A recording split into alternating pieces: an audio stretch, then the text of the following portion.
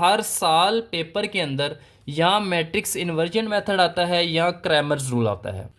अस्सलाम वालेकुम class 10th। आज की इस वीडियो में हमने एक्सरसाइज 3.6 के क्वेश्चन नंबर 1 को सॉल्व करना है। इस एक्सरसाइज के अंदर हमारे पास बेसिकली दो मेथड्स हैं जिनको लेके हम पूरी एक्सरसाइज को सॉल्व करेंगे। तो सबसे पहले इसके कुछ बेसिक्स को सीख लेते हैं कि इस एक्सरसाइज के अंदर हमने कौन कौन से मेथड्स को इस्तेमाल करना है और किस तरह से इस्तेमाल करना है। तो स्टूडेंट्स, इस एक्सरसाइज के अंदर हमने सिमल्टेनियस लीनियर इक्वेशंस को सॉल्व करना है।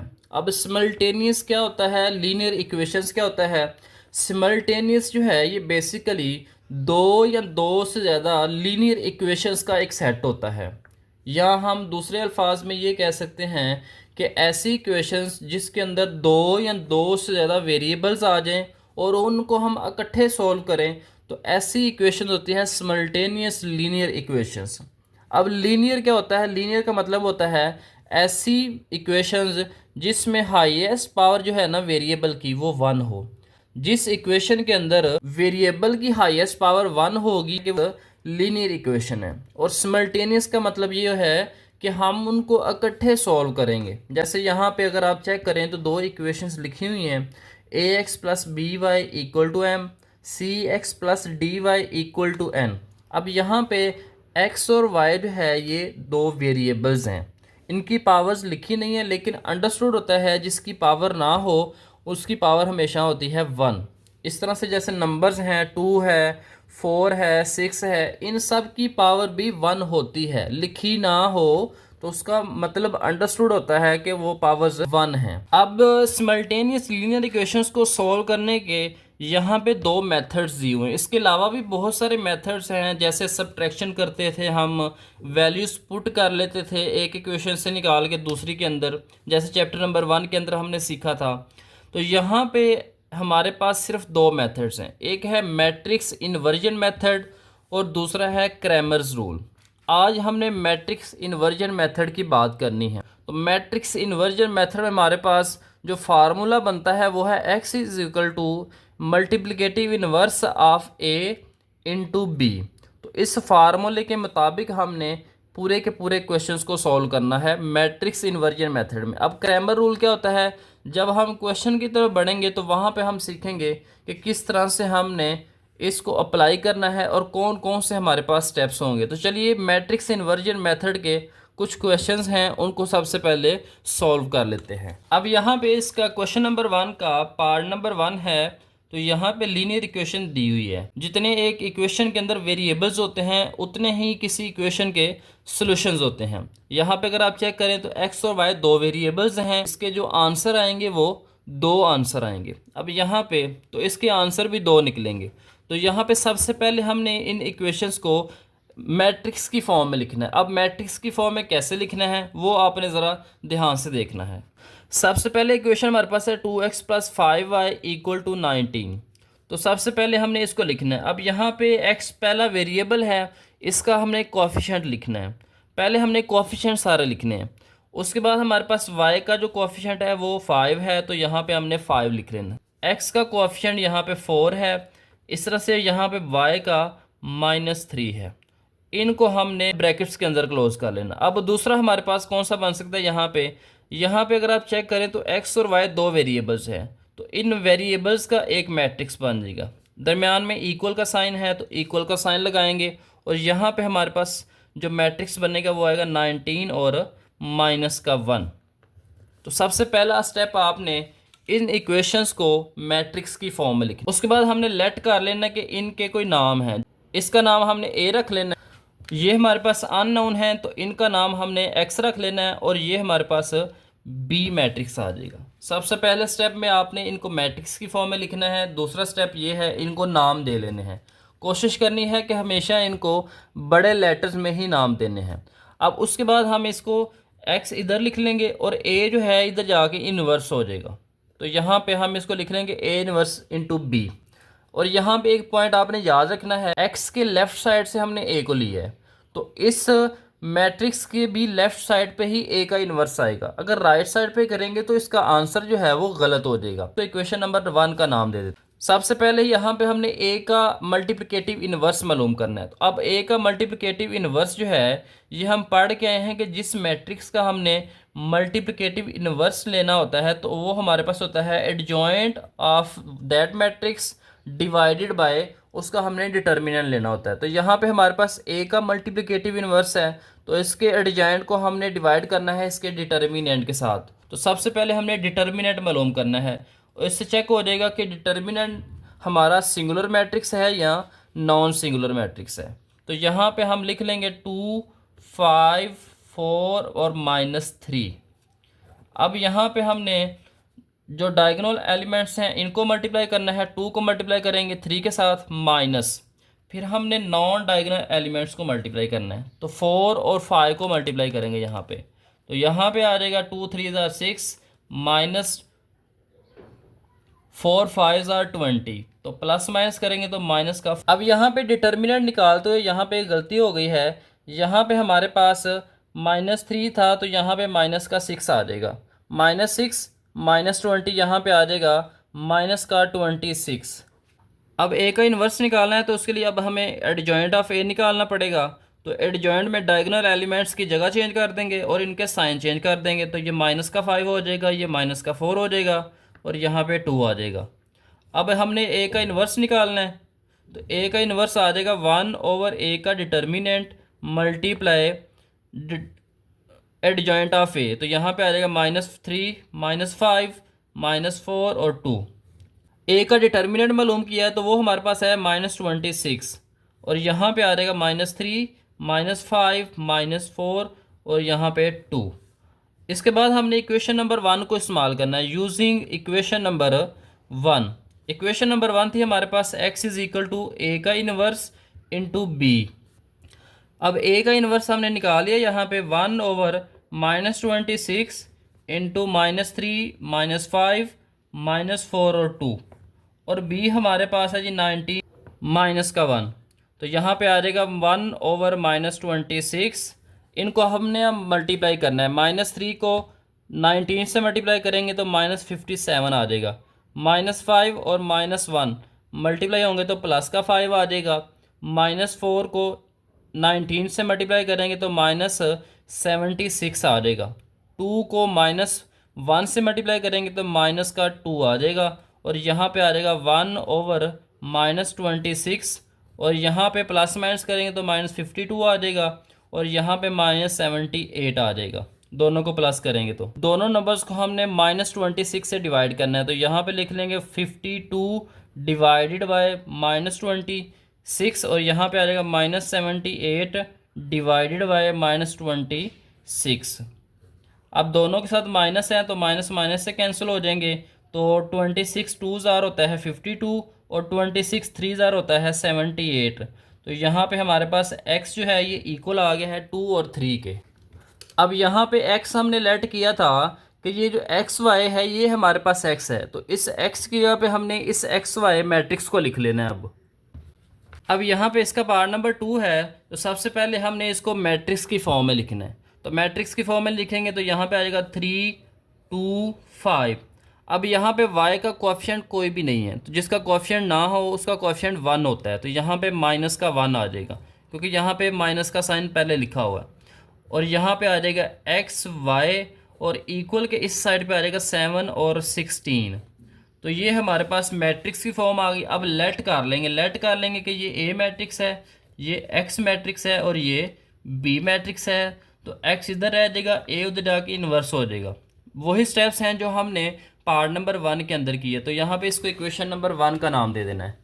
अब हमने ए का मल्टीप्लिकेटिव इन्वर्स निकालना है तो सबसे पहले हम इसका डिटर्मिनेंट निकालेंगे। तो डिटर्मिनेंट हमारे पास आ जाएगा 3 2 5 और माइनस का 1। 3 और -1 को मल्टीप्लाई करेंगे तो यहाँ पे आ जाएगा -3 -5 को 2 से मल्टीप्लाई करेंगे तो 10 आ जाएगा। तो यहाँ पे दोनों माइनस में है तो प्लस हो जाएंगे तो माइनस का 13 आ जाएगा। अब ए का एडजॉइंट निकालना है, एडजॉइंट ऑफ ए। ये दोनों अपनी जगह चेंज करेंगे और ये दोनों अपने साइन चेंज कर लेंगे। तो प्लस का 2 माइनस का 2 हो जाएगा, प्लस का 5 माइनस का 5, 3 जो है ये -1 की जगह पे आ जाएगा। तो ये हमारे पास इसका एडजॉइंट भी आ गया।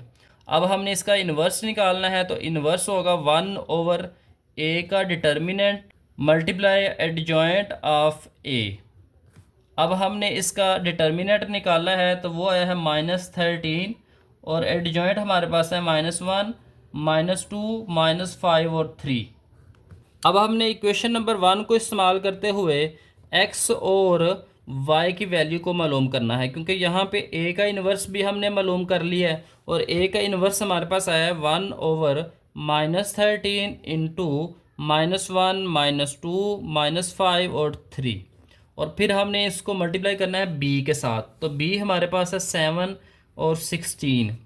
इनको अब मल्टीप्लाई कर लेंगे। मल्टीप्लिकेशन का तरीका वही है, -1 को 7 से मल्टीप्लाई करेंगे तो -7 आ जाएगा, -2 को 16 से मल्टीप्लाई करेंगे तो -32 आ जाएगा, -5 जो है ये 7 से मल्टीप्लाई होगा तो -35 आ जाएगा, 3 को हम 16 से मल्टीप्लाई करेंगे तो 48 आ जाएगा। तो यहाँ पे अब हम इनको प्लस माइनस कर लेंगे, तो प्लस माइनस करेंगे तो -7 और -32 -39 आ जाएगा, और यहाँ पे प्लस माइनस करेंगे तो प्लस का 13 आ जाएगा। दोनों नंबर्स को हमने -13 से डिवाइड करना है, तो -39 डिवाइडेड बाय -13, 13 डिवाइडेड बाय -13। तो यहाँ पे हम माइनस माइनस कट कर देंगे। 13 3 ज़ार होता है 39 और 13 1 ज़ार होता है 13। तो यहाँ पे आ जाएगा 3 और यहाँ पे आ जाएगा माइनस का 1। तो यहाँ पे आ जाएगा x और y, क्योंकि यहाँ पे हमारे पास x आ रहा था, तो इस x की यहाँ पे हमने ये वाला मैट्रिक्स लिख लेना है। अब दोनों को कंपेयर कर लेंगे तो x इक्वल आ जाएगा 3 के और y यहाँ पे इक्वल आ जाएगा -1 के। That's it. अब नेक्स्ट इसका पार्ट नंबर 3 है, तो पार्ट नंबर 3 के अंदर सबसे पहले वही काम जो हमने पहले किए हैं, इसको मैट्रिक्स की फॉर्म में लिखना है। x का कोई भी कोएफिशिएंट नहीं है और ना इसका कोई साइन दिया हुआ है, तो यहाँ पे इसका कोएफिशिएंट 1 होगा और इसका साइन जो है वो प्लस होगा, तो +1 इसका कोएफिशिएंट आ जाएगा, -2 +2 प्लस का 7 और यहाँ पे x और y आ जाएंगे और यहाँ पे 9 और -4 आ जाएंगे। लेट कर लेंगे, ये a है, ये x है और ये b है, तो x इक्वल आ जाएगा a का इन्वर्स इंटू b। अब हमने a का डिटर्मिनेंट मालूम करना है, तो a मैट्रिक्स लिख लेंगे यहाँ पे और इसका हम डिटर्मिनेंट मालूम कर लेंगे। सो 7 को 1 से मल्टीप्लाई करेंगे तो 7 आ जाएगा, -2 को -2 से मल्टीप्लाई करेंगे तो माइनस का 4 आ जाएगा, तो माइनस जब माइनस से मल्टीप्लाई होगा तो प्लस का 4 हो जाएगा और यहाँ पे आ जाएगा 11। अब a का एडजॉइंट निकालना है, तो एडजॉइंट के लिए 7 और 1 की जगह चेंज हो जाएगी और इनके साइन चेंज हो जाएंगे, तो ये प्लस का 2 हो जाएगा, ये माइनस का 2 हो जाएगा और 1 जो है ये यहाँ पे आ जाएगा। अब यहाँ पे हमने a का डिटर्मिनेंट निकाल लिया है, तो वो आया 11 आया है और एडजॉइंट भी निकाल लिया है, वो है 7, 2, -2 और 1। हमने इक्वेशन नंबर 1 को इस्तेमाल करना है। अब तो इक्वेशन नंबर 1 को इस्तेमाल करेंगे, वही स्टेप्स हैं जिनको हम बार बार स्टूडेंट्स रिपीट कर रहे हैं, तो इसलिए मैं ज़रा जल्दी कर रहा हूँ ताकि ये वीडियो जो है ये लेंथ ही ना हो जाए, ज़्यादा बड़ी ना हो जाए। तो यहाँ पे इक्वेशन नंबर 1 को इस्तेमाल करेंगे, तो a का इन्वर्स मल्टीप्लाई होगा b के साथ, तो यहाँ पे 1/11 आ जाएगा, b हमने यहाँ पे लिख लिया। 7 को 9 से मल्टीप्लाई करेंगे तो 63 आ जाएगा, 2 को -4 से करेंगे तो माइनस का 8 आ जाएगा, -2 9 से मल्टीप्लाई होगा तो -18 आ जाएगा, 1 को -4 से करेंगे तो -4 आ जाएगा, तो यहाँ पे आ जाएगा 1/11। 63 में से 8 को माइनस करेंगे तो यहाँ पे आ जाएगा 55 आ जाएगा और यहाँ पे हमारे पास 22 आ जाएगा। अब 55 को भी 11 से डिवाइड करना है और 22 को भी -22 को भी 11 से डिवाइड कर लेना है। अब 11 का टेबल पढ़ेंगे तो 11 5 आर 55, 11 2 आर 22, तो यहाँ पे आ जाएगा 5 और यहाँ पे आ जाएगा -2, तो ये इक्वल आ जाएगा x और y के। अब कंपेयर कर लेंगे, x 5 के इक्वल आ जाएगा और y जो है ये -2 के इक्वल आ जाएगा। That's it. Matrix inversion method का लास्ट क्वेश्चन है, क्वेश्चन नंबर 1 का। तो सबसे पहले हमने इसको वैसे ही मैट्रिक्स की फॉर्म में लिखना है, उसके बाद लेट कर लेने हैं इनके नाम, फिर हमने x इक्वल टू a का इन्वर्स इंटू b इक्वेशन बना लेनी है। उसके बाद हमने a का डिटर्मिनेंट निकालना है, तो डिटर्मिनेंट आ जाएगा 3 को -2 से मल्टीप्लाई करेंगे तो -6 आ जाएगा, -1 को 2 से मल्टीप्लाई करेंगे तो 2 आ जाएगा, तो यहाँ पे आ जाएगा -8। एडजॉइंट निकालेंगे, ये दोनों जगह चेंज कर जाएंगे और इन दोनों के साइन चेंज हो जाएंगे। ये प्लस का 2 माइनस का 2 हो जाएगा, प्लस का 1 माइनस का 1 हो जाएगा और ये 3 यहाँ पे आ जाएगा। तो ये एडजॉइंट ऑफ ए भी निकल आएगा। अब यहाँ पे इन्वर्स निकालना है तो 1/a का डिटर्मिनेंट हमने -8 निकाला है, एडजॉइंट हमने ये निकाल लिया, तो ए का इन्वर्स हमारे पास ये आ गया है। अब हमने इक्वेशन नंबर 1 को इस्तेमाल करना है, तो यहाँ पे ए का इन्वर्स पहले लिख लेंगे फिर बी लिख लेंगे। अब इनको मल्टीप्लाई करना है, तो मल्टीप्लाई करेंगे तो -2 2 से मल्टीप्लाई होगा तो -4 हो जाएगा, -2 और -2 मल्टीप्लाई होंगे तो प्लस का 4 हो जाएगा, -1 2 से मल्टीप्लाई होगा तो -2 हो जाएगा, 3 जो है ये -2 से मल्टीप्लाई होगा तो माइनस का 6 आ जाएगा। तो यहाँ पे 1 ओवर माइनस का 8 आ जाएगा, -4 और +4 आपस में कैंसिल हो जाएंगे तो 0 आ जाएगा, -2 और -6 दोनों के साइन माइनस हैं तो ये प्लस हो जाएंगे और साइन माइनस का आ जाएगा। अब दोनों नंबर्स को हमने -8 से डिवाइड करना है, तो यहाँ पे आ जाएगा -8 ओवर -8। 0 को -8 से डिवाइड करेंगे तो 0 आ जाएगा, माइनस और माइनस कैंसिल हो जाएंगे, 8 1 ज़ार 8, तो यहाँ पे 1 आ जाएगा। तो x और y यहाँ पे इक्वल आ जाएंगे 0 और 1 के। अब यहाँ पे x की वैल्यू निकालनी है, तो x जो है ये 0 आ जाएगा और y जो है ये 1 के इक्वल आ जाएगा। That's it. हमने यहाँ पे इस क्वेश्चन के अंदर बार बार वही स्टेप्स को रिपीट किया है। पहले स्टेप में हम इनको मैट्रिक्स की फॉर्म में लिख लेते थे, दूसरा स्टेप हम इनको नाम दे देते थे और तीसरे स्टेप के अंदर हमारे पास यहाँ पे इक्वेशन बन जाती हैं। उस इक्वेशन में से हमने मल्टीप्लिकेटिव इन्वर्स निकालना है। तो ए का इन्वर्स निकालने का, जिस मैट्रिक्स का भी इन्वर्स निकालना हो उसका तरीकाकार सेम ही है कि पहले उसका डिटर्मिनेंट निकालते हैं फिर उसका एडजॉइंट निकालते हैं। तो जब एडजॉइंट और डिटर्मिनेंट निकल आते हैं तो फिर फार्मूला होता है, एडजॉइंट को डिवाइड करना होता है डिटर्मिनेंट के साथ।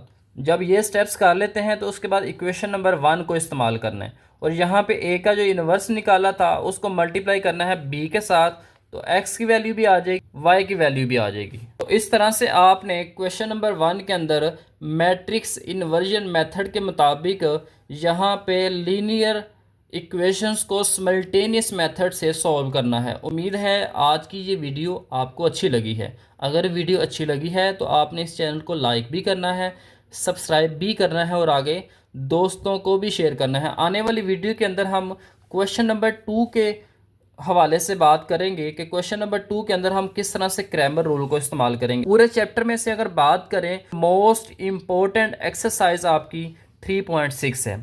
बोर्ड के हवाले से यहाँ से ही पेपर में आता होता है, हर साल पेपर के अंदर मैट्रिक्स इन्वर्जन मेथड या क्रैमर रूल, इन दोनों में से किसी एक में से एक क्वेश्चन आता है। ये एक्सरसाइज इंतहाई अहम है, पूरे चैप्टर का निचोड़ है ये एक्सरसाइज। तो इसलिए यहाँ पे इस एक्सरसाइज को आपने बड़े ध्यान के साथ करना है और एक एक क्वेश्चन के एक एक स्टेप को आपने बड़ी तरतीब के साथ और बड़े रिदम के साथ सॉल्व करना है। तो इंशाल्लाह नेक्स्ट हम क्वेश्चन 2 को सॉल्व करेंगे और देखेंगे कि किस तरह से हम क्रैमर रूल के मुताबिक इक्वेशंस को सॉल्व कर सकते हैं। तो तब तक के लिए स्टूडेंट्स, अल्लाह हाफिज़।